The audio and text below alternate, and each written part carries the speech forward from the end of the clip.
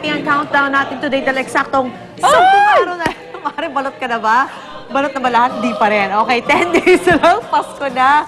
I feel your pain. Oh, ang kids, kayang-kaya ang bilangin yan ha. Kaya tsak na, nag-aabang na sila kung saan kayo mamamasyal. Oh, yun ang masarap na part. Tama-tama dahil pupunta muli tayo sa Manila Ocean Park na meron na namang bago at makulay na atraksyon. Guess what? Kung ano itong nagbabago ng kulay? Yung jellyfish nga ba nagbabago ng kulay? I like o yung ilaw? Aba, silipin natin yan kasama sila Drew. Hey, Drew at Arn. Hi, guys.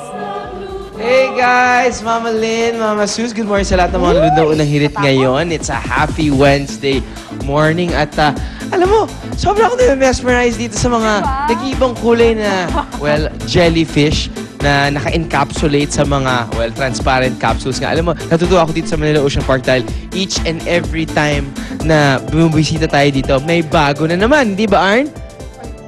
Arn, parang nami-mesmerize ka Oo na. nga. Alam mo ba, bukod sa grandes, pinakabonggang foundation nila dito, meron silang addition, Drew, ang animated daylight display. Yun yung kailangan nating pakita sa mga nanonood ng Yes, Unang swak Hirit. na swak yun para sa mga Christmas banding natin. Exactly. Na to. Of course, usually kasi pag sa gabi, dito tayo sa area na to, yung jellyfish, nagiging Genius Tokyo Bar. Pero anyway, lalabas tayo mamaya at ipapakita natin sa mga kapuso natin yung tinatawag nilang Animated Daylight Display. Oo. Diba, nakakalimutan Grabe ko na, mo di ba? Oo. Diba, papakita natin yan. Naku, siguradong, isa sa mga napakagandang puntahan dito pagdating sa Christmas season talaga, itong animated Christmas display. Swak na swak. During daylight. Yan. Okay, so magbabalik po kami ni Arn dito sa Manila Ocean Park. Diyan lang po kayo. Balik muna tayo sa studio. Tara, punta tayo doon.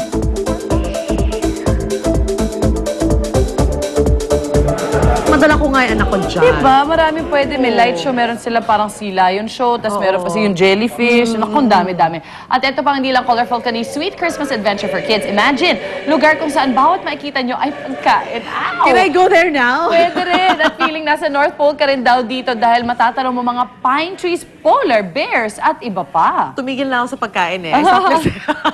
Yan ang Santa's Candy Trail sa Fairview. Ito po, ibibida sa atin yan ni Monica.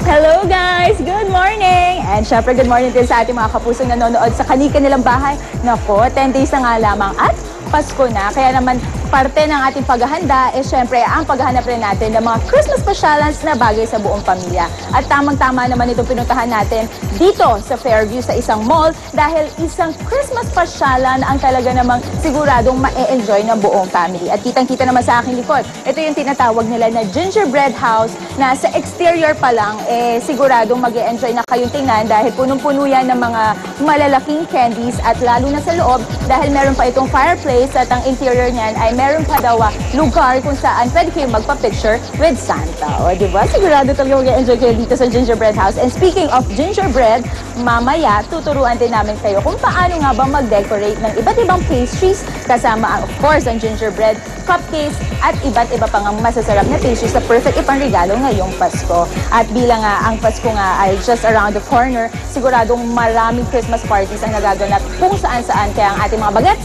kailangan kakaiba rin ng itsura. Kaya mamaya tuturuan namin kayo kung paano nga ba gumawa ng face paint at ano ang tamang paglalagay nito sa ating mga mukha. Truly, Christmas is in the air na dito sa Unang Hirit. Kaya samahan niyo ako sa ating kakaibang trip this morning. Pero for the meantime, back to studio muna.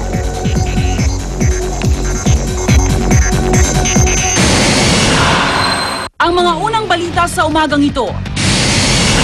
Hubert Webb, sa bahay ng kanyang mga magulang sa Parañaque natulog sa unang gabi ng kanyang paglaya. Hubert, sabik na raw makita ang kanyang binatilyong anak. Iba pang inabsuelto ng Korte Suprema sa Visconde Massacre case, masayang-masaya sa kanilang paglaya.